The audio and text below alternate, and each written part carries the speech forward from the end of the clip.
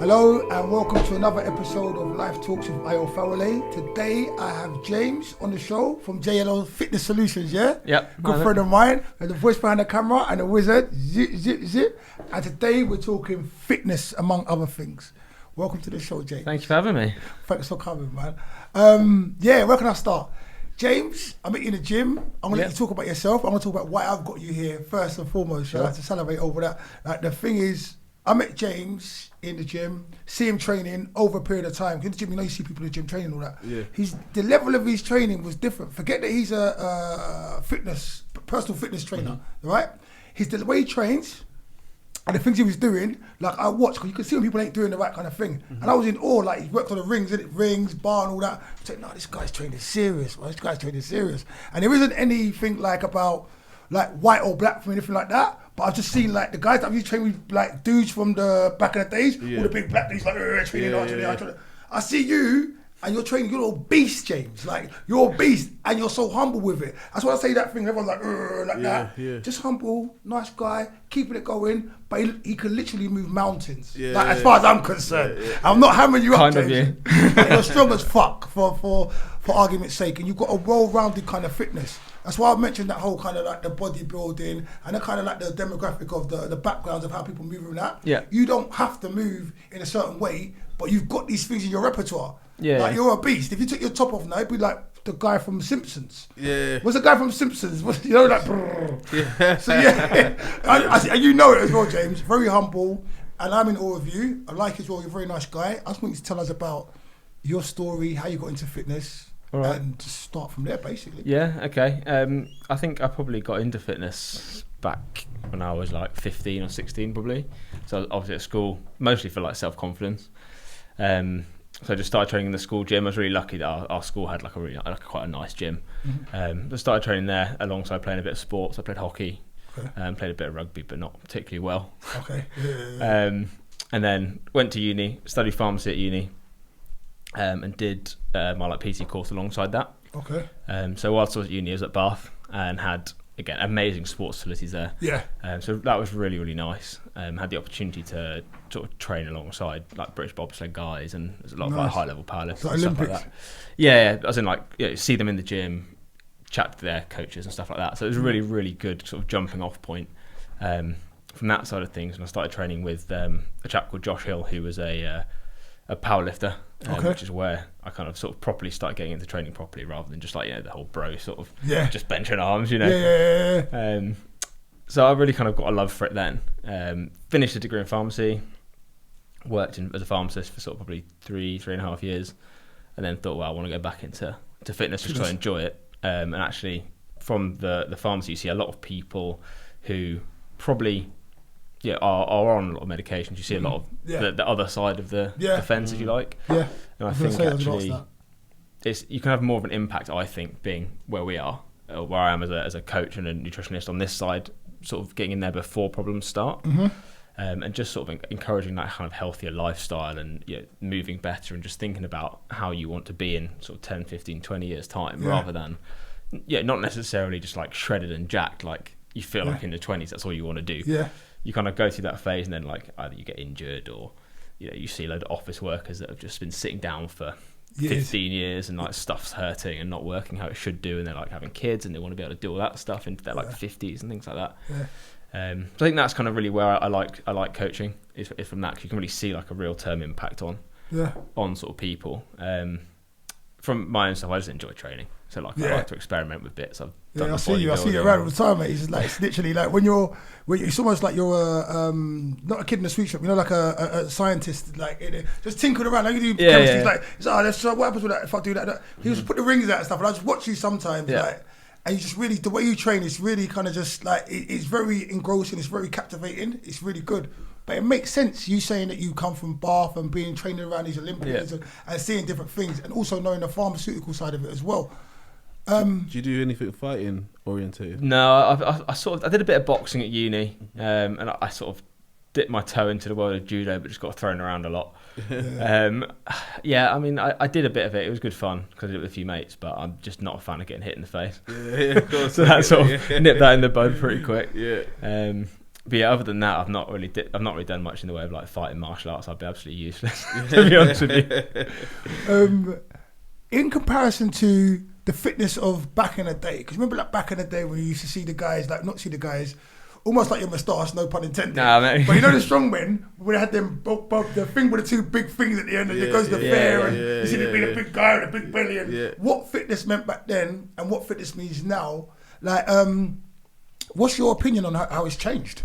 So actually, I think like the old school like strongman stuff is really cool. Like it's really good if you actually look at it and break it down as to what it was. Like they were so strong for actually not being that big dudes. Like you can look back at Arthur Saxon, for example, and you look and he's like, have a look at him. He's like phenomenally strong.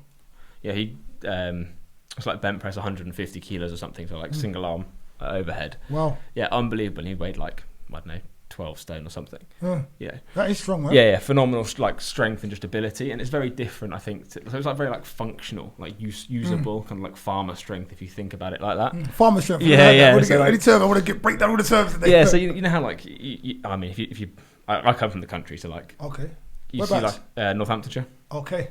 And like kind of historically, I suppose, you see a lot of like farmers, they're just really strong because they're just doing stuff all the time. Yeah, they don't look it necessarily, but it's just like that manual. Yeah, it's like if you take someone from the city and say, come down to the farm, go on, let's do a day there, they'd probably crumble, basically. Yeah, but I guess it's the same with like labouring, right? If you're like a bricklayer or a builder or whatever, you're just strong because you're moving stuff all the time. And you've got to do it all day, every day, you know. Yeah. And it's very different to like the strength you see in the gym, which is perpetuated by the fitness industry of like, let's be really lean and be able to like just be ripped and look good rather than actually be able to like functionally be useful. But then go on. They cross over a little bit, but I think there's, for most people, being like actually useful and being able to do something outside of the gym is why they should train. To train, rather than like just train to be good in the gym and like pose in the mirror or whatever. Lifestyle kind of thing. So because I love to compare us. As I say us, like anyone in the gym, you, me, some people there, like, as Spartans, as far as I'm concerned.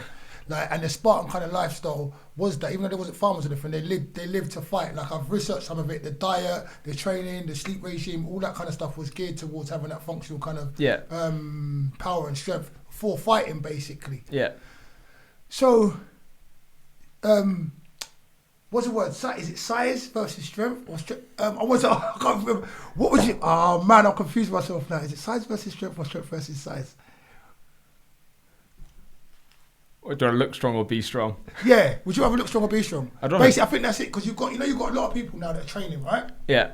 And you go to the gym, like, and it's very fashionable. Yeah. To look a certain way, to have the abs, to have the shoulders, to have all that stuff. Yeah. But you could look that way and literally not be able to lift certain things up, and it's just an aesthetic. Yeah. And then you can actually literally be strong. Because when I go to the gym and I see you training, like I said, you'll do the rings? Yeah. We do that kind of Jesus thing. I don't know what it's called. Oh yeah, like trying to do the cross and stuff. Like that. Literally that, to do that, it's fucking hard. It's really hard. You see people doing muscle ups and stuff. Yeah. I mean, the conventional bench press is one thing, but you've got the gun. It's just different. I think you've got kind of different things to do. I'd much rather like be able to be strong like across the board. And like I don't really particularly care. I used to be really like into powerlifting. I used to really like powerlifting and like squat, bench, deadlift, lift as much as possible, which is fine until like you start to feel like that's all you can do. Yeah. What that's what you're there for. Yeah, and it's actually really nice to be able to feel like you can just move.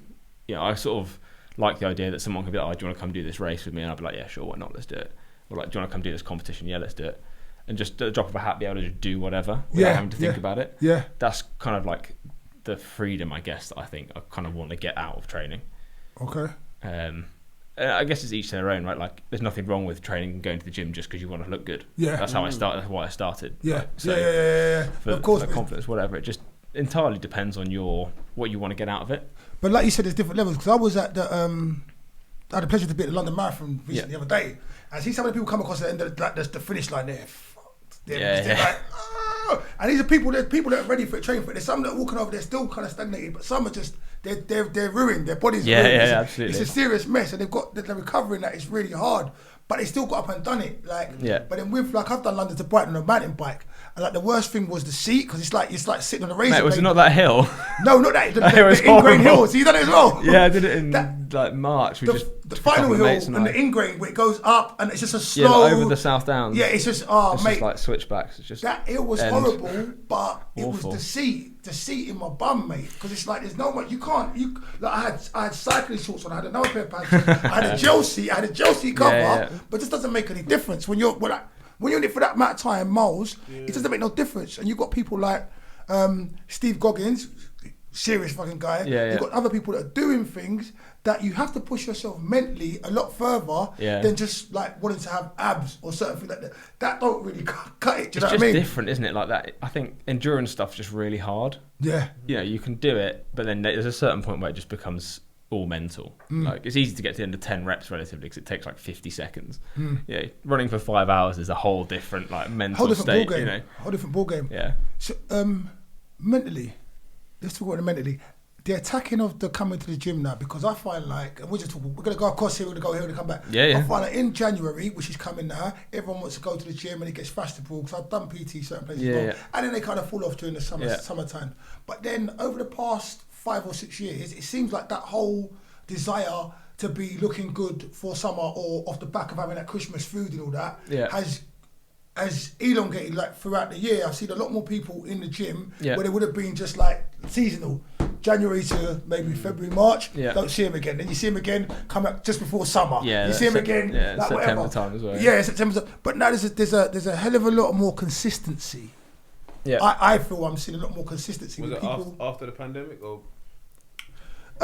For me, being someone like yourself training, before the end of the pandemic, before the pandemic actually hit, there was people who was in the gym who wouldn't necessarily have had the same desires as me and my friend, but they wanted that six pack and that looked so badly that they knew they had to go there and get it. But they never had the same kind of motivations as we've got. But they understand every day is a way to do it, or they'll be watching you. It's what happened, and they really know. But it wasn't after the pandemic. I did see people more wanting to go to the gym, and like obviously when it's taken away from you. As well, do you know what I'm saying? Yeah, you start getting to see how much it meant to you as well. And the mental health kind of thing. Yeah, even on that side of things, you know what I mean. But I have noticed a change on how much people are working out, like how much people talk. They spoke about it before, but after gyms opened and stuff, I watched like people really change how they use the gym. Like some people that didn't really use the gym are at the gym now. Do you know what I mean? Why do you think that is? But it's a question for both of you. Why do you think? Because like I'm saying before. Like this is me, I'm 45. How old are you, James? 31. 31. So you're a spring chicken. And we won't say that about you. But before, there wasn't as many people as there are in the gym that I couldn't have a serious conversation like I can have with you about fitness. Right now, no disrespect to anyone who's in the gym, because the gym is for everybody. But there's a lot more people who are kind of, want to a phrase, babes in the wood. They're lost, but they're not really, do you know what I mean? I can't remember what the question was. Yeah, I think after the pandemic, there's definitely like a big peak in people coming back, and whether that was because they were feeling rubbish from being stuck indoors, or they've just been a bit too close to the fridge for 18 months, or whatever it is, and just there's like that release of like I want to get started again, I want to feel better, and there's that. There's also a lot. I think probably most gyms I've been to or coached at recently have probably been about 20 or 30% down on before, and I think people have just changed how they train. Like a lot of people will come back to the gym, the ones who like really like the gym, or people that are just coming back in. But then, like the Peloton stuff and all of the people who like, the bikes that you get the screen on and you can like follow workouts online. Like online, coaching stuff's like just blown up. Which, it's great for some people if you want to train at home still. And I think a lot of people probably have gone that way. And then which I'm not going to complain about. It stops you because it stops you from having to interact with people if you've got it at home as well, and you don't have to share the machines and so on and so forth. Yeah, exactly. And also, people who don't necessarily feel comfortable in the gym, which I think is quite a big issue for a lot of people. Because I think you and I have probably been to the gym so much that actually it doesn't really matter what gym you walk into. You can just go in there, you know exactly what you're going to do. You can just, if whatever's available, you can do something with it. This is what I'm talking about you. Speak for yourself, because I see that confidence in yourself. And you can do that because you're a beast. This is what I'm trying to say. What's happening to a beast? Because you. This is what I'm saying. I can train. You train. This is where I perceive you. So I might be wrong. Whatever. But you come in and he actually sees. I don't need to get too much of a big head, but you'll see the Matrix like Neo did. He'll be like, okay, rings, okay, this, okay. This. He sees you. To me, you see the gym different to other people. So me, even though I am comfortable, Like, I remember going to gyms in America, and like, gyms are just fucking, they're, sorry for swearing so much, they're massive. And as confident as I am, because I'm not familiar with it, I'm a bit like, oh, and I don't know what the machines are, and I'm not a bully or anything like that, but I don't know how much I can swing my shoulders really, because you know, I like to do all that kind of stuff, so I kind of feel myself around, do you know what I mean? Yeah, but it's fine though, like I think everyone's got like their persona's fine. Yeah. And I think like this is actually what I was going to say is like you definitely get in gyms like different groups of people, right? You get like loud guys, you get like quiet people, you get like the people that like are there just for show, you know, with their no clothes on or whatever. Like, all of that's absolutely fine, but I can also understand how like all of that makes other people feel uncomfortable as well.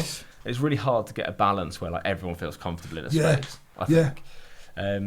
Which I guess is probably one of the biggest challenges for like gyms generally, is kind of build that community where everyone feels like safe to go and you know, and just be themselves, and then maybe work on something that they're really insecure about. Yeah, and I think everyone was always like, oh, everyone's looking at me. When in reality, like, I think everyone's thinking, I hope they're not looking at me. They're looking at me and thinking I've got tiny calves or like whatever. It's crazy. It's such an interesting, perception. Yeah, because I found like, because that's why I do what I do in the gym. You know me in the gym. Anyone who knows me, I'm loud. I'm the same wherever I go. But that's why I do what I do, where I just talk to almost anybody. Because I know I'm loud and stuff, I try and make people feel comfortable, just be accessible, even up. We're good, we're cool, it's all right. I'm loud, but it's all right. Do you know what I mean? And having that comfortability in the gym is very important. The difference between, because this is what I've found hard recently myself. Is the speed of the what's the technology? There's a machine that helps your muscle. There's a machine that does this. A machine like I can't think of a couple of words, but the evolution. Like now you've got this machine, then you've got that machine. Then they're saying don't do like that, do like this. They say no, don't do that. Use a hydrating machine. No, don't this. Do pull-ups with one arm. We've got like all the new machines. Versus, I'm glad I got that out. I do ramble sometimes. So between like the old basic machines, going from the guy with the bench press there to today, in your own opinion, is it basics are better or intricates are better, or stick to what you know, or try all the new things that I see people with them, the altitude mask and all that, which is all the different training is fine to me, but it almost confuses me. Some things seem very gimmicky. Yeah, there's so much like that. I think it's tricky because like the basics are always going to be good. Like they've been good forever. Pick heavy things up, move them around, try and take your joints through full ranges of movement. You can't really go far wrong with that, and as long as you're trying to like progress each time, you're gonna get stronger. You'll get fitter if that's your thing or whatever, and actually just enjoy it mostly. I think if you can enjoy it, like if you get stuck or whatever, just ask someone for help. Like there's plenty of coaches in gyms who will happily, help like yourself. You out. Yeah, like absolutely. Like, ask questions. He charges a lot though because he's very good. like ask questions. It's not. No one's gonna say. Well, they shouldn't be going, oh, no, I can't help you. If you go, like, how do I use this bit of kit? Or, like, am I doing this right? Yeah. But then for those people, like, even not like myself, so they come to the gym, you know the gym, and then you see a new machinery in the gym. Yeah. So then, like, the older boys or the older people sometimes may be intimidated by the new machinery. Yeah. So, do you know what I mean? Yeah, I think in that case, if you're completely comfortable going and asking the manager or whoever's working with it, just be like, how do I use this? Just leave it. Like it probably isn't going to be that beneficial to you anyway. If you're doing all the basic stuff and you're getting good progress with that, like don't worry about the new stuff. You don't need to do it. Like most of the people that you probably see me coaching do. I watch you in your coaching. Like fairly simple stuff, but it's just tailored to their level. Like and it's just fit around their lifestyle and like what they want to get out of the gym and just trying to improve. All the aspects like movement and strength and fitness, all these sorts of things, and you can do all of that with just a barbell or a dumbbell and some kettlebells, and it's not that. If you really drill it down, the principles aren't that. That's why I call you Neo. You fucking. The principles aren't that complicated, right? Why should I call you MacGyver? One barbell, one skipping rope, boom. You don't need a lot of stuff. Yeah.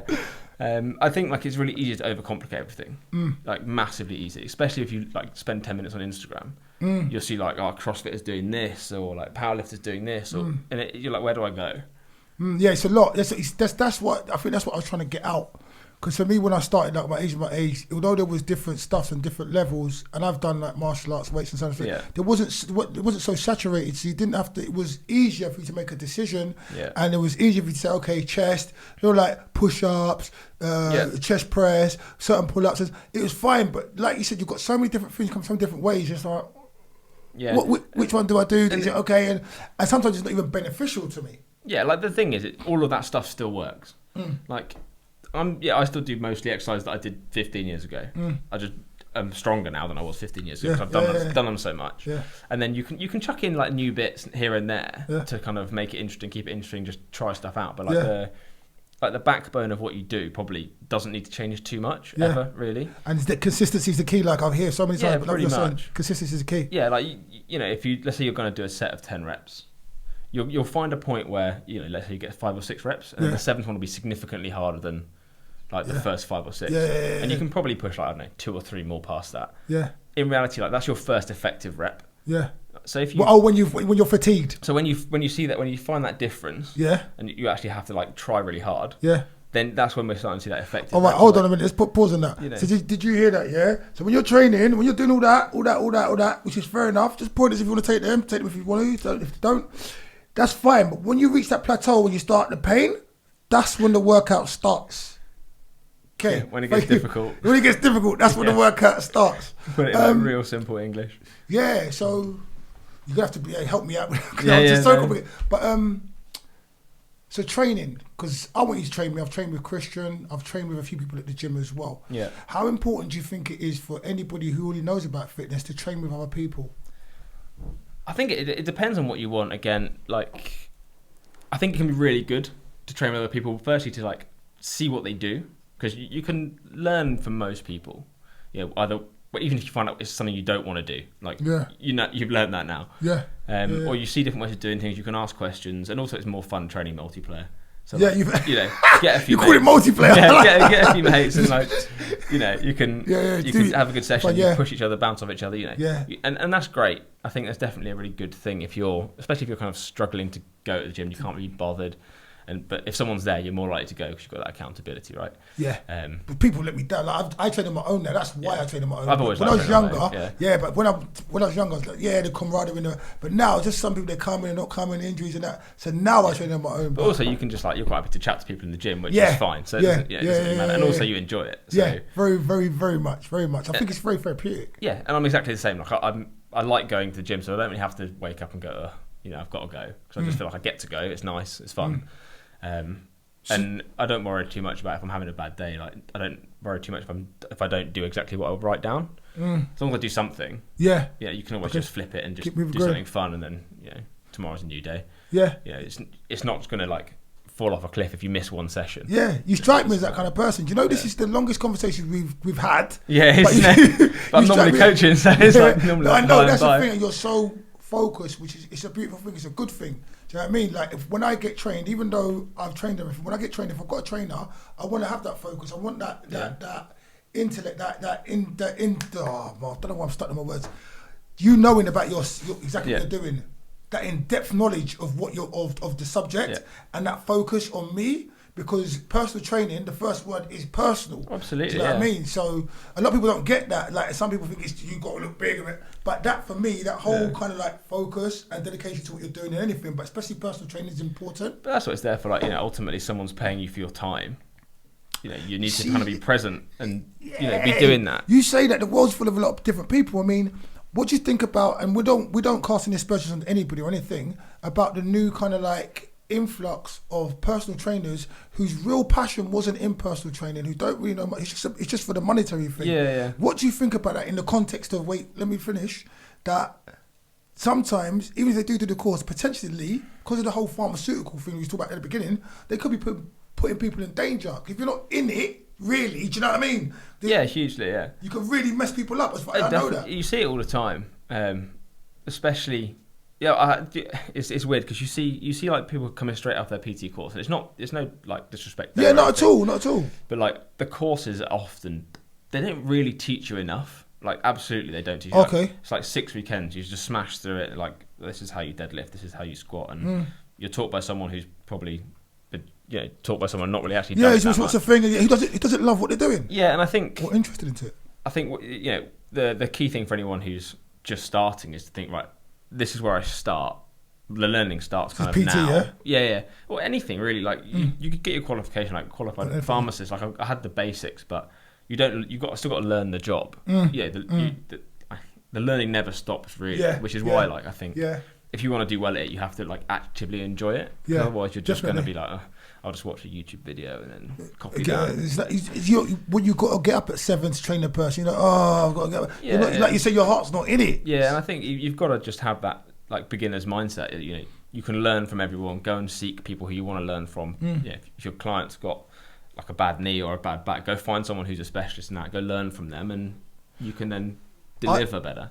I learned a lot like that. Yeah, because I did PT and I sold PT in America. Yeah, when I was over there. So basically, we had to sell PT to all different kinds of people, but make it viable and okay, so if you come in and you've got a back injury, or if you come in and you're 70 years old, you still want to train, but you can't do high impact training. You can only do certain things, but there is stuff out there for that. But if you only learn that kind of rigid, small, like the small little bit of information, you won't know exactly what you're saying. Like there's certain exercises you can do, and if you're hungry and you want to learn, there is that out there. So, do you think it's like this is all just no one get upset about what's being said because we love you all.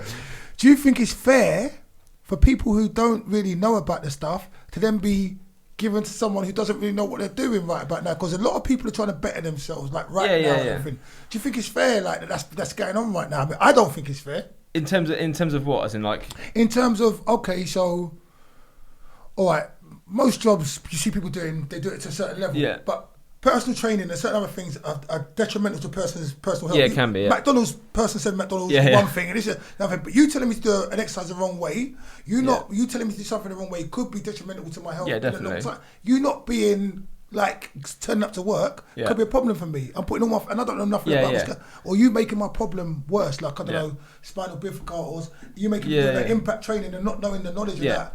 That's a big problem for me. Yeah, it definitely can be. I think there's a real. I mean, it's quite a low barrier to entry, generally speaking. Yeah. Which is the way it is, but I think the onus is kind of on the client essentially to find out and ask questions of the person they're looking to get coaching from. Like if you come to me and ask me loads of questions, brilliant. Like I'll answer them. If I don't know them, I'll go find out and I'll answer them anyway. Yeah. Afterwards. That's you though, James. Yeah, but I think like it's not that hard to do in terms of like it's quite easy to just be like, look, I don't know the answer to that, but I'll go find out. Rather than be like, oh yeah, you can just do some like jumping around and that'll solve your problems. You can like bullshit your way through if you want. And people won't know anything else. They don't know anything else. They'll just take your word for it. Yeah, exactly. You can tell them to jump off a building, but they wouldn't know. Yeah, and people also kind of, I think, get into like they put themselves in little boxes. Like you get the HIIT guys who just do their high intensity training. You get the like keto guys who just promote this thing. And actually, diet. Yeah. So, and I think if someone puts himself in a specific box, it's generally a bit of like a flag of like let's have a bit of a dig around because are they going to just like if all you've got is a hammer, everything looks like a nail, right? Yeah. You're not. And you're when did you start JLL? I started. And why did you start it? So I started in 2015 or 16 as like purely coaching. That was off the back of 3 years of pharmacy. As I sort of transitioned across, I moved to London from Northampton. Hey, Northampton! Hey! And so I was living just up the road from the gym. So that was the closest place to me. So I'll start. Wow, there. Northampton to Finchley Park. Yeah, so I moved in with a flatmate guy from uni. Must have been different, but I don't want to do it. I didn't mind it. It was quite a good location, like super close to the station. Okay. I actually don't mind Finchley Park that much, to be fair. Yeah, it's all right. I already told you you're a beast. You're good. It's just fine. Like, I can get to the station. I can get everywhere in London real easy. It's perfect. What do you think of London compared to the country? Yeah, I like it. I like it for different reasons. Like I like the fact that everything's so convenient. Yeah. I can just walk down the road and there's like a Londis and I can get all my stuff there and I can Deliveroo stuff if I want. Are you used to it, or do you still feel like when you go back? I really like going back. Yeah. I like being out in fields and stuff like that and just being able to walk about. The air's different. Exactly. You can taste the difference in the air. Exactly. You're not manageable. I'm not at all. No, I wouldn't do well with a boss. I don't. Yeah. I've never been. Like employed. I have for a year after doing my pre-reg, and it was fine. But it teaches you whether you like to be told what to do, and I don't. Yeah. I like to just like do. Oh, so thing. What's that? Sorry, you done a test to see whether you want. So when you finish uni and finish your pharmacy degree, you have to do a year as a pre-reg. So basically you're working in pharmacy. Yeah, okay, I understand. So I work in a hospital. Yeah. Obviously, someone like basically make sure that you're competent to do the job that signs you off. Because you can kill people if you're not in that bloody pharmacy. Yeah, quite easily. Yeah, very easy. The wrong medicine, they're gone. Yeah. So keep always kiss this mic, man. That was basically why I started it, and then from there, been doing that since 2015. Mostly face-to-face coaching in. Oh wow! So was that 6 years now? Yeah, probably 6 years. Yeah. So I qualified as a PT in 2011, but obviously there's a bit of a time I was not doing it full time. Then 2015 to now, I've been doing that full time out of the Pure Gym near us. Thank God for Finsbury, and then out of a place called Fieldworks in London Fields. Okay. Which is like a private training space, which is nice. Of course it is up in London Fields. So I do that, and then nutrition as well, and a bit of online coaching. Okay, you do online coaching as well. It's the first time I heard about it. What's your site? We're going to put all your social media. I'll send you the links. It's www.jlfitnesssolutions.co.uk. www. Such a mouthful. I did not think about that when I say it. Or Instagram's James Lee PT. That's probably the best place. James Lee PT. Yeah, that's L-E-E. Excuse me. Let's take it funny. Let's go somewhere funny, yeah? Because you got a girl. Yeah. All right, cool. Right, because like I know, and I haven't done it. Being a PT, I've heard. I know. Like sometimes you got women who get with the PTs because they want to sleep with them. Men who get with the PTs because they want to sleep with them, or people who get with let's say people who get with the PTs because they sleep with them. But then, like, there's so much connotation to this. Like, what's your take on first of all having a romance with someone you're training? You don't meet them, but first of all having a romance from your training. First of all, I've never done it actually, and I don't think I would. And what's your opinion of it? It's up to people, isn't it? I don't really have I'm going to be super set on the fence about it. I don't really have an opinion of it. You better be careful. Yeah, like is it like a professionalism thing? Like if you get known as the PT that shags all their clients, it's one thing, right? But there's also like I feel like the chance of becoming so awkward so quickly. It's just I just doesn't. No, I don't think I would. It doesn't feel right. Have you had someone try it? No, not particularly, but I think I'm just quite like weirdly standoffish about it. I just cut it, you know. Yeah. Or just ignore it and just pretend it's not happening and carry on. Yeah, exactly. I probably would be like super awkward about it, I think. Yeah. Not comfortable with it. It's a lot. I've seen it a lot and I've heard you see it. You see and hear it a lot. But I've been through it as well myself in different places and that. But then I also anyway. So it is if you get in a relationship or get into any sort of sexual relationship with a client, then does the client have to keep paying you? Right, exactly. I don't know, what am I paying you for? Exactly. There's so many problems. I have no idea. I don't know how it works. I've not been there, so I can't comment on it. Is your girlfriend in a similar field? No, she's not. But I just think it'd be so awkward. I've always had a don't shit where you eat rule. So mate, you're a smart guy. That's why. You know, you seem like a very smart guy. Seems to make sense to not like make things more complicated than they need to be. Yeah, you want to think that everyone thunk like that, but that's their problems they're creating. I believe the people that move like that is people that didn't really have the access, or people didn't find them attractive before they changed. Like there's some people that go to the gym and change. Okay, yeah. And I feel like those people will abuse those kind of things a bit more than someone that just got into the gym for genuine reasons. Yeah. There's people that kind of got into it for, you know what I mean? The guy who's always got his top off, or he's got with the vest. The nip out vest. It shows everything. Let's talk about that. I don't like that. Anyone can wear what you want to wear, which is fine. I do appreciate that. But pick one, top off or proper top. Yeah. Just pick one. There's nothing wrong with top off, but just pick. Pick one, yeah. I mean, I don't mind people being proud of what they have, and they're not going to do. Fine, yeah. But then the over peacocking, it doesn't even do my nut either. It doesn't upset me or anything. But I'm just like, do you really need to do there's people that come to the gym and they be checking their abs every 6 seconds. Yeah. You know they're there. But again, I think it's interesting. Just coming back to that point before, I think the reason it annoys me is when you hear about people like shagging their clients and stuff like that, is because it chucked everyone else in that boat with them. Oh, of course.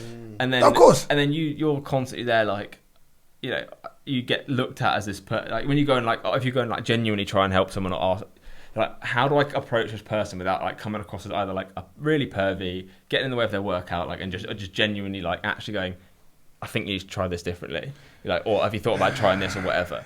So there's that huge element that I think there's always that is thrown into the mix because of everyone who does do that, and like comes across as like that kind of like pervy and creepy. Like, it's horrible. And then what do you do with that? Going back to that, because I forgot what we talked before. What do you do with some of the exercises? Yeah, it's very hard. There's the pelvis. There's one where you like lean for the bum and you pump like that. Yeah. There's another one. There's certain exercises that there's ones where you open and close your legs. That when they're doing them, it's like we're cool. We're sitting on the fence. We're not looking at that. We're not thinking about it. But it just looks wrong, and it's easy to get, you know, like to go down that road with someone who may not have even got down that road with, like. And I think, like, especially from a coaching point of view, like, there's definitely like things you can do to make it not come across as. I mean, obviously, like you have that sort of rapport with your client, right? Yeah. So, and if they know where you stand, and they're just like, look, this is, I'm not going to stand like right behind you, really close while you're doing like deadlifts, because it's just weird. I don't need to, to just make. I'm not hard to make it obvious that you're like just coaching them. Do you know what I mean? It's easy. It's quite hard to make it really weird. Yeah, like you have to actively be trying to do it. Yeah, you see, you say that, because you're a stand-up guy. Other people will find it easy to make it weird. Like other people will make it weird. Like they're just people. There's some weird people out there, which is why. But again, it's down to your options. Like I say to you, it's down to you as an individual, wherever you go, isn't it? Okay, let me show you something. How you are as an individual, like just genuinely, like how your life has been. It kind of, your character just amplifies wherever you are. Do you get what I'm saying? Depending on what you're doing. So I'm assuming him, when he was growing up, he never really had problems with girls like that. Do you get what I'm saying? So is the guys that had problems with getting girls in the first place are the ones that have a drastic change within them when they're whether they're in the gym or they get some money, or it doesn't have to just be the same thing. It's just like something that boosted their confidence. Someone might have got a #1 single, I don't know, you know what I mean? Someone might have like appearance on EastEnders, you know what I mean? Whatever it is in your area that makes you get that sudden attention. I think sudden attention is what usually makes people have bad judgment. Yeah, that's quite a good point, actually. I think sudden attention. Right. Yeah, and I guess you do. It's being in that position, you will get a lot of people talking to you and asking you questions and that sort of thing. So I guess it's easy. It's probably relatively easy to do if you want to do it, I'd imagine. You do get that. So you know how to deal with it when you know how to deal with people. Like if it's things like that, you wouldn't even want to look too much because you don't want to feel like someone feels yeah. You know what I mean? But some people just can't help themselves. Do you understand what I'm saying? And then they think, okay, I'm in this world now. You know what I mean? If anyone could see that face. Yeah, I know. I was thinking the same thing. The gym face, though, you know what I mean? No, it was a sneeze face. I know how to do that. Yeah, I really. I can't even. I don't know what I mean? I don't even know what machine that is, but the shoulders are moving. You know what I mean? The lip was quivering like Elvis Presley. Yeah, I pictured myself in one of them corny gyms as well. You know what I mean? You see, the problems you don't get that I got. That you would understand as well, because how you train, you're fine. Like, but because I talk to everyone, when I used to train and stuff, you're training a very, very sexually attractive woman, very pretty with her. When I used to do personal training, and I was alright, she was alright, we was cool, but there was none of that stuff because we never. But then some other muppet would come over like, I was here, I bet you're enjoying her. Like just kind of project their make it weird. They'll make it weird, and they'll stand right next to you being weird because they know you, and they just it's mad, man. Do you guys find that like different gyms have different? I don't know, like you've got the Body Works, Muscle Works kind of gyms, and then you've got the Pure gyms, and then you've got the Virgin Active gyms, and then you've got the David Lloyd's. Is there like gym eliteness? Of course. 100%. Yeah. But there's also like massively different environments in each one. Like the nicest gyms I've been to probably are like the proper like spit and sawdust ones that are just like almost like just in a warehouse, and they've just got like a bunch of like the people there seem to be just really nice. Yeah. Like even like the CrossFit stuff, really good communities, all that sort of stuff. Never been to those things. I mean, if you don't like CrossFit, you won't. But like the community element of CrossFit is one that loads of people go to it, and it's really good. But you get, I think you get this differences. Like the more commercial the gym becomes, the more you definitely get like. Pretentious. Depend, like say if you're like going to like one of these really expensive like Equinoxes or something like that, you might get. I would expect. I've not actually like worked on a training once. This is completely like guesswork. Yeah. But I would expect you get that kind of that sort of approach of like a bit pretentious, like Yeah, I'm fit. Look at my six pack. Okay, I paid £150 for a week here. Right, exactly. And I only come for one day. Yeah, and you get different issues at like the more commercial like pures and stuff, because it's just a different environment. It's almost. I'm not sure what it is, but I think possibly because it's not like a community thing, or possibly because it's not run by like a small thing. It's almost a bit like distant. There's not that same level of like community, which I think means that you do get more issues probably. Like I imagine you spoke to like management, they would probably say the same thing. Like, like you chat to like Harry was on the other while. I imagine he probably would give. Harry spoke about a lot of other stuff. So yeah, James and Harry, who was a episode man, I can't remember how long ago, worked together. James in the good department, Harry's in the shit department. So like when it comes to that, the because like I feel like there's an element of social, of course. I don't know if you've mentioned social. What do you mean? In the gym, environment. Social element. Yeah, the social. Okay, yeah. And you go to the bodyworks and those kind of places, and you see the social element in those ones, where people are just chilling out. You know what I mean? Might be selling a steroid here and there. Yeah. But then you got the pure gyms that just seem like your average working person's there, as well as someone that actually works out. But you get the difference of people in there. You know what I mean? The guy that's just started working out, and maybe the guy that's been working out. And then you get the David Lloyds, and like I say, maybe I haven't heard it at Equinox, so you should tell me. Neither have I. But those kind of gyms where it goes back to that chilling thing that happens in bodyworks, you know? What bodywork? But it's not in the same environment. Like you see when you go to the more like the better off, the well off gyms. There's a lot of lounges, that you've got that. It's really almost more health clubby, like sparry. Yeah. People, I don't know if they're even there to train or get wage. You know what I mean? They're more there for the luxurious leisure to be seen there sometimes. When it's called leisure centre as well, we forgot about that as well. You know what I mean? Those ones are really they're leisure centres. You know what I mean? I want to ask you a question. Yeah. 3 totally separate, different sports. If you could champion 3 sports, what would they be and why? As in, like, play them professionally, champion? Play them professionally, or even if it wasn't professional, just for all the accolades. For me, it's like I like to be able to do something to the hilt. Yeah. So even if I didn't play it like badminton on the major stage, but I knew I was the shit, that's good enough for me. I know I can play really good, like I'm top level. Do you know what I mean, of this thing? I think I'd like to be really like gymnastics or diving, just 'cause, like the skill. No, you could pick 3, mate. It's unbelievable. Yeah, but either of those two. Why? Because of the skill. Just because like the skill level. Whenever you watch them at the Olympics, I'm always so impressed. I do bits of it. Yeah. And like my nephew's a gymnast actually. Yeah. Go Raekwon. Unbelievable. Yeah. Just the amount of like the way they make such hard things look so easy. Yeah. Is infuriating. I mean, I've seen you doing your stuff at the gym, and you make the stuff you do look easy to me. I couldn't do that, and that's just a small part of what I'm like nowhere near even. Yeah. And so that for one, and I think gymnastics is like the ultimate kind of like meta skill. You can teach you such a good like awareness of your body, your strength, flexibility, the whole lot in there, and it just like looks all cool. rounded. Yeah, and that's gymnastics on everything. You mean like the horse rings, floor? Yeah, everything. I mean, and like being able to do flips is pretty cool. So that's a win. I think I'd like to have been able to play rugby at a high standard, just because I like the sport. Okay. I played it since I was 7 or something. Okay. Would you have needed more weight for that, or just more skill? More speed? Probably more skill, probably more practice. And just actually like wanted to do it more. I think when you're a kid, I was just a bit like, I can't build this. You have to desire something really, though. Just a lot of things you have to really especially want it. when you're young, right? Like there's so many other things that are more fun than like training. Yeah, when you're a kid, unless life you've got, is like, training, though, man. Yeah. But you always realise that too late when it's like, I can't go back and do it now because I'm over the hill. Yeah. No, with the sports definitely. Yeah, and I think probably something winter Olympic-y.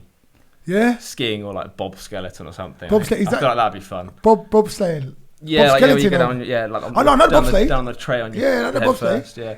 Do you think that's because you worked with the? It looked like fun. Yeah. It looked like it's fun, dangerous though. Yeah. You see when they go over, when they go. I didn't do it. And their heads are banging off the bloody wall. Don't want none of that, man. Yeah, like cool runnings. Yeah. Yeah, exactly. Yeah. I mean, it looks like fun, and I think that would have been a great sport to do. Because I love skiing and stuff like that. So, yeah, those 3 probably quite different, but. Cool. And in the future, what do you want to do? Where do you want to go? I mean, you've come from pharmacy, you've gone to the fitness now, and although like we know we're always constantly learning, everything's still building. Like I say it to all my guests, because the reason you're here right now, James, is because I like talking to you about fitness. I like talking to you as a general, as a human being, as a man.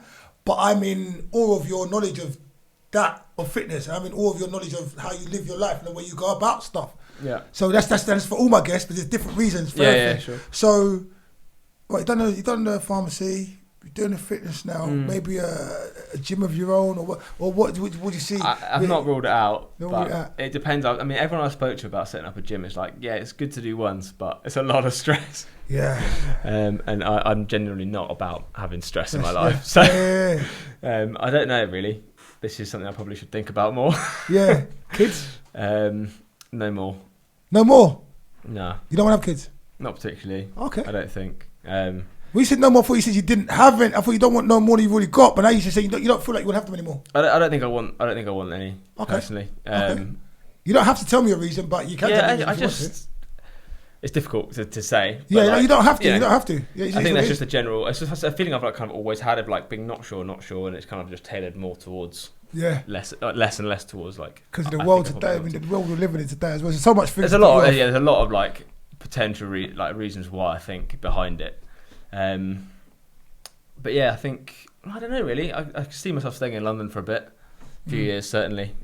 Keep coaching, keep building that, and then I probably at some point will have a return to the countryside, I guess. Yeah, maybe like Bath or somewhere like that, like out in the country. Come on, nice, I love the English countryside is fucking beautiful. Yeah, excuse my French. It's just relaxed, isn't it? Like, do you know what I found? What? So I'm working with you. I'm different with different people. So I've on other shows I've sworn quite a lot, which I'm not proud of. It just comes out, you know. But with you, I've sworn like once or twice. If you notice that, wizard, to come out and I'll be like, oh, sorry.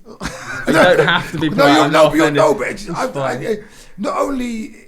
I reciprocate what I get and stuff. It's a mirror. It's just easy. All my other guests, you're fantastic too. Love you all. But yeah, it's just do you know what I mean? Yeah, I think like I do have to school myself a little bit though. Yeah, I think that happens because you just get used to again like being in front of clients and stuff day to day.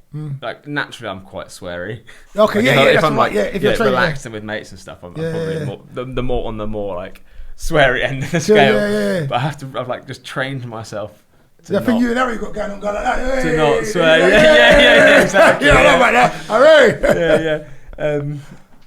But I think just used to, especially like being in a pharmacy, you can't be like swearing at customers as they come in. I had to really think about like just being careful not to do it. It's just sort of carried on. So in front of cameras and stuff. What do we see? We're gonna slowly wind down. But where do you see fitness in the next 10 years? Because like we see the advances, because we go back to, this is more what I want to say before, there are advances where before you might have to run 10 miles or 20 miles or 30 miles. I remember now after running a lot of time, then people said, it was like, oh, scientifically we now found out walking a high incline very slowly, and you'll burn the same amount of fat. Like as technology advances, the more we'll find ways to do that once a day. Because they've got these 10,000 step thing that's come in, and people think that that's it, and you're good. But what works for one person doesn't work for the other. Yourself, where do you see fitness in the next, say, 10 years? I'd like to see more people doing more exercise of some sort. Like there's something that everyone can do, I think, and especially as we're in. More desk work, more sitting at home. It's so easy to just like Uber Eats yourself something every night or whatever. I think the biggest thing people can do is like just get up and be active more. Be a bit more conscious about like your nutrition and stuff. Just think about it. Like you don't have to necessarily, don't have to track your calories or anything like that. But just be a bit more aware of like what you're putting into your body, because ultimately that's going to determine like how you look, how you feel. Whether you.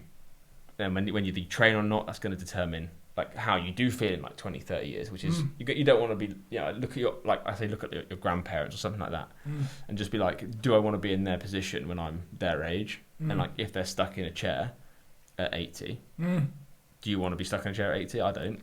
Hey, do you want to be stuck in a chair at 80? Look at your grandparents. Think of the future. Ouch.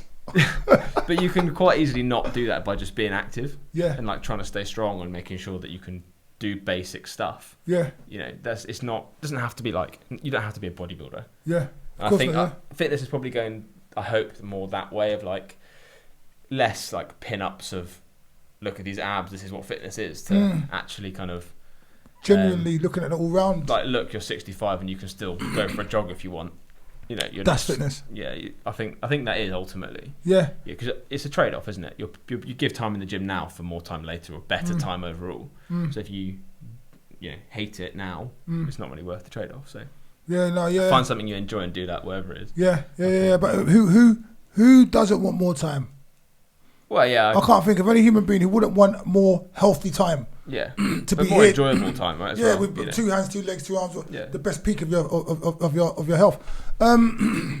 What's my next question? Have you got any advice for anybody who's watching the show, or anybody watching the show at any given time, on weight loss? On weight loss, yeah, because we're gonna cover just very scantily. Yeah, okay. Let's try and do. Because you're the coach. Because one day we're gonna get James training me really soon when I'm better. Because something's going on behind the scenes. Probably gonna get James training me. We'll film that session. You see how we do there as well, mate. I'm serious, you know. That's what you're always welcome. Always Thank you. I think the best thing people can do for from weight loss side of things is actually understand how to maintain their weight. So before you dive into like the next mega weight loss plan or whatever, just try and actively not change your weight for, let's say, so good. I like 3 that. or 4 weeks. Like if you can maintain your weight, you're in a good place. Like you know you're eating roughly, you're eating the amount of calories you need to stay where you are. Yeah. And from there you can look back and go, right, what can I take away? Yeah. That's easy to take away. Yeah. And it probably is maybe I just don't have that fifth. Yeah. Maybe I don't go out for that 5th takeaway, or maybe I drink half as much, or whatever. And then you might need to make 1 or 2 small changes to start to see this decline. It doesn't have to be track on the app. Yeah. Eat chicken and broccoli every day. Most people just don't want to do that. So it's all about sustainably, or finding a way that is easy, that fits in your lifestyle, that isn't taking up all your willpower, so that you can just kind of start to make small steps in the right direction. Small steps. And then when you're ready to actually make a big change, you can go find someone, get some help or whatever, and do that. But ultimately, if you haven't got good habits in place, you're always going to end up back where you started, because you're going to revert back to where you are. So that's probably the easiest bit of 60-second advice. That's good. That was longer than 60 seconds. That's beautiful. So what we're saying, the first rule in weight loss here today, JLL Fitness, IO Fawole, IO Speaks, IO Talks. Let me stop babbling on. I talk too much sometimes. It's just maintaining your weight. If you can maintain your weight, whatever that weight is, just maintain it for a month. Then you've got control over that. Then you can start playing with it. We find that taking things out, putting things in. We kind of look at a dimmer switch. If that's an easy way of looking at it. Yeah, that is good. You can change how much effort you put in, how little, and you can, once you've got a good understanding of it, that becomes relatively easier. Yeah. Obviously, there's a lot of other stuff, emotional stuff and habits and all that stuff that plays in, which is where it gets really complicated, and you can talk about it for hours. But on a real basic level, I'd say start there. If you can maintain your weight, you've got a good platform to do whatever you want from there. Yeah. Nice. You wanna a lot of young teenagers want to gain muscle, get big quick. Everyone wants to get big quick. I know there's an easy way. There's no, there isn't an easy way. The easy way is the wrong way. So we're not talking about that. No, but there's what would you suggest? I do dips and pull-ups all day long. Try to build the right frame, and then let the muscle come onto the frame that I've already the good foundation. That's how I did it, or how I got to my size when I was peak kind of thing. Had a nice foundation. I think ultimately, it depends on your start point and stuff like that. But if you can kind of find a good foundation of the basics, like you say, you're in a good place. Just be consistent with it and make sure that you are progressing, week to week, actively trying to, like I said earlier, trying to always work into those hard reps. Not pushing all the way to failure, because you don't need to, because it's a risk benefit, isn't it? But you want to push into those hard reps, make it difficult for yourself, and then just progress week on week, whether that's weight, reps, sets, harder exercises, whatever, and just be consistent with it. The more consistent you are, especially if you're younger, you're going to build quite fast, because you're in a good place to do it. As long as you're eating right and eating enough. Protein is an important one there. Eat enough protein, make sure you're training hard and well and consistently. And again, I think probably the biggest thing I'd tell myself if I went back to when I was 15 and started is find someone who knows what they're talking about and speak to them. That's why you're here, mate. Well, yeah. Come on. But like, it doesn't matter who it is really, as long as they're someone who like does what you understands what you want, and you can just talk to them. You don't have to like get training from them necessarily, but like, there's loads of great resources out there that will show you the basics, and if you do the basics well for a long time, you'll get bigger, you'll get stronger.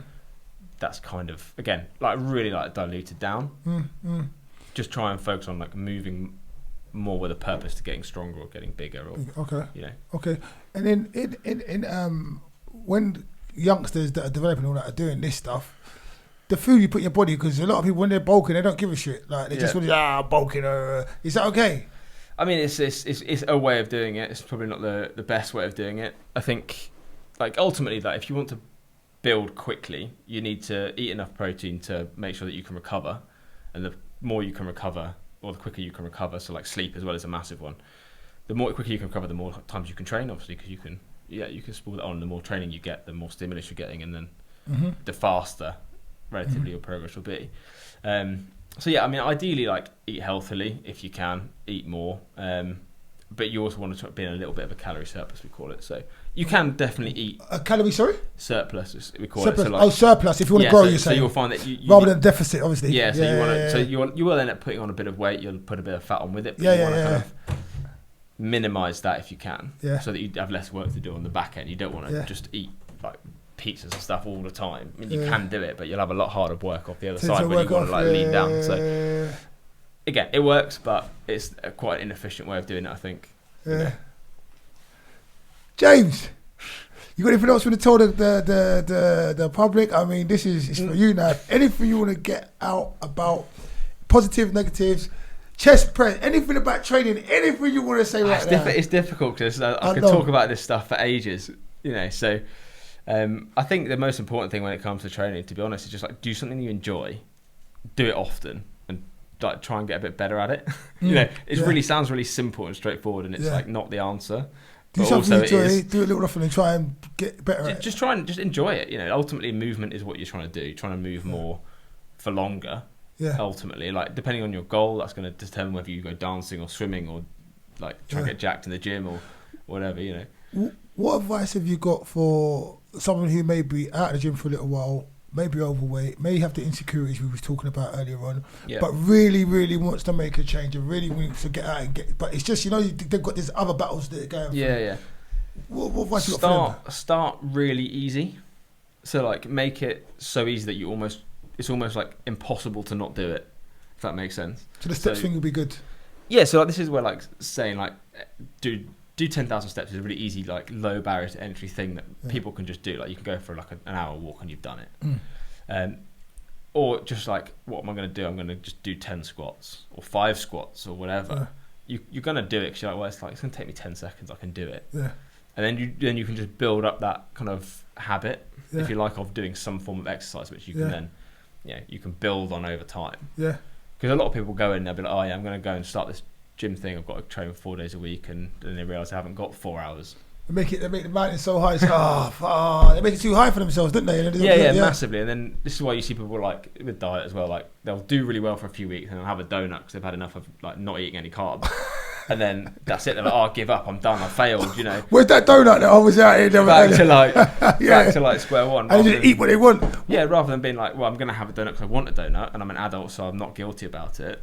Own it. Own it. And then you just move on from it, and you can fit it in.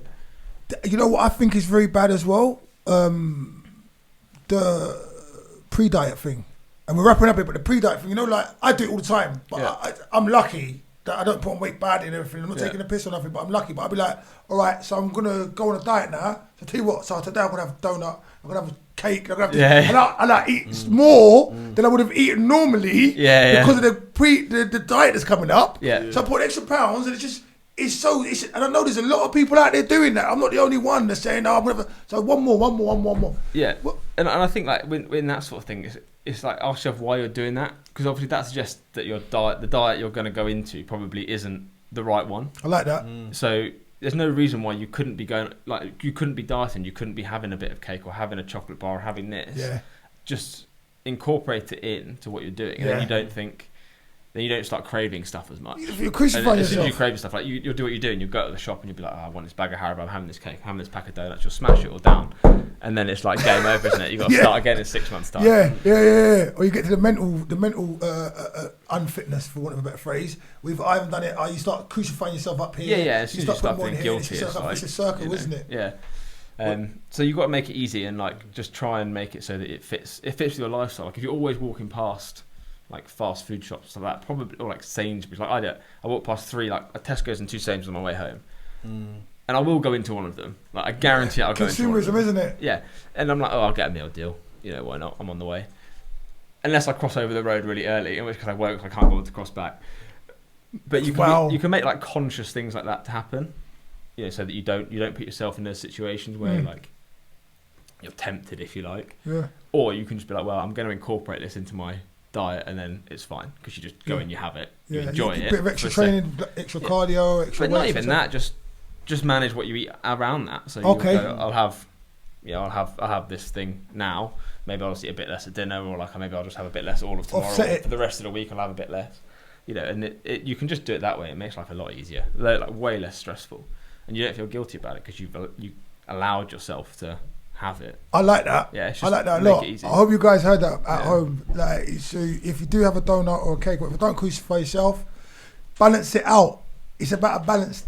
Yeah, it's not like a instantaneous thing, is it? Like your diet is a period of, your life, I suppose, is you've got to change it. It's not going to take you long to balance it out if you understand. This is why it comes back to like that, understanding how to maintain your weight and all this sort of stuff. It kind of comes full circle there, because you know what to do if you do eat that donut. Like, okay, fine, I want one. I'll have one. Yeah. I used to have 3 or 4. Yeah, but that's you can account for this. It's still like if you go out on a big night out, I see a load of people Friday, Saturday, they'll just go out, and it's either you can stop it, but you're going to really want to do it again, or just like manage it a bit and go, right, I'm going to go out tonight, so I'm going to just like eat a bit less through the week, or eat a bit less on the next days, or whatever it is. Don't be sitting there with your mates like, oh no, I'll have a salad, or I don't want a beer, but you're out. Don't take your Tupperware to a restaurant. If you're at that level of taking your own Tupperware to a restaurant, rethink your life. Yeah. It's a lot. Yeah. What about the last question for me? You see the calisthenics side of training, and your normal gym training. Calisthenics, I never spoke about that. Yeah. Nice. So I was like, what do you guys prefer? Because I know they're quite different in terms of their training like styles and techniques. So is there pros? What's the pros and cons of the difference between what, like calisthenics and training and just like training in the gym using weights? Well, you get ultimately you kind of get a similar outcome in terms of, you're just using your body weight to like basically put tension through rather than a weight to put tension through. So that's kind of the main difference. I mean, I'd mix them up because I enjoy both. I quite like the variety. But there's nothing particularly better about one than the other than I think it's like the difference between like free weights and machines. You get the same outcome in terms of like you can almost put more tension through specifically like with a machine. So they can be more beneficial for like just purely building muscle, but you don't get that body awareness that you get from calisthenics, like the calisthenics or even the free weight stuff. You don't have to balance any load, or you're not. Like take a handstand for example. It's like a high skill level exercise because you have to like be balancing. You have to have core strength and your ability has to be good enough to do it. And that carries over to quite a lot of stuff, like when it comes into like weights. Like if you're doing an overhead press, for example, it's quite a similar position. If you look at it like that, it's just like on a flip one. Definitely. And then one will help the other to a degree. And one thing I've noticed is that people that people that weightlift can't necessarily just go and do calisthenics.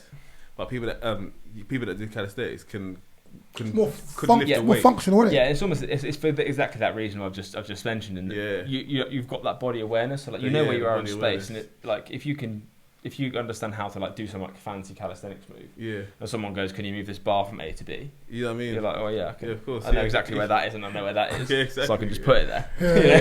It's a lot. It's definitely more transferable that way. And the other way for sure. And that's why I wondered, what did you think about the two training? Do you do calisthenics? I do more calisthenics than weights, but I still use the weight machines and stuff. But my reasons, as far as James might correct me, is because I didn't want to grow anymore. I've already grown as much as I want to grow. I just wanted to maintain. Yeah. So I don't put much weight on. I just do like higher reps, body weight. So I'm functional and I've got strength. Yeah. But I don't want too much size. Yeah. Because I found I've been 18 stone at one point, which I could carry. But right now I'm like under 16. Yeah. And I feel good. I feel sexy. I feel strong. Yeah. I'm sorry I had to do that. No, but I just feel really good, and I think fitness is also about feeling good, 100%. feeling strong, and just feeling your body just how you want your body to feel, like walking, everything. So absolutely. Calisthenics for me. Yeah. Calisthenics for me. Yeah, I think that's the thing, though, isn't it? Like, fitness is for everyone. Yeah. It's for whatever reason you want it to be. Like, there's nothing wrong with going to a gym and being like, I'm doing this because I want to look good with no clothes on. Like, that is a perfectly valid reason to go to the gym. Yeah, but I want to look good with my clothes on. Yeah, also a good reason to go to the gym. So it doesn't really matter. Like, you might change your approach, but you can definitely, you can tailor it quite easily to like. And like you said, fitness for me. It's not just the gym, because like you illuminated for me. There's so much fitnesses, right? Fitness and everything. There's farmer fitness. There's like mum fitness. I remember back in the day we used to have K bags. You know, bags from the shopping, and your fingers. It's like rock climbing. Do you know? Like it's hard. Yeah, it'll be literally like the blood would be missing from some of your fingers because they're carrying this. There's fitness, and people carry fingers. So there's fitness in almost every aspect of life. But this specific like focus fitness is where we find ourselves now. Yeah. James Lee. Very enjoyable, thank you. Very enjoyable. Have you got anything else to say? Because I don't like to cut people off. So I don't. Not unless you've got any other questions. I'll happily answer questions like this all day. It's fine. Yeah. I can. Jay? No, you pretty much answered. Wizard? Cool. Give me some, man. One thing I'd like to say, this guy's grip on his hand, because he does the thing, fucking strong as an ox, mate. Oh, God bless you, man. I feel like that was to me, like, have you seen Commando? Yeah. Is it Commando or is it Predator? Which one? Is it Apollo Creed and fucking and Arnold? Oh, yeah. Then they come, give me your arm. Come on. They go, hey, what's up? And they go, like that. Yeah. Both of them go, they're going, yeah, hey, what's up? But it's that whole, he's strong as an ox, you know. I'm sure he could pick man up and throw them. You're so strong, James. Like, thank you so much for coming, man. Yeah, I really enjoyed that. Thank you so much, man. Thank you. Lovely show.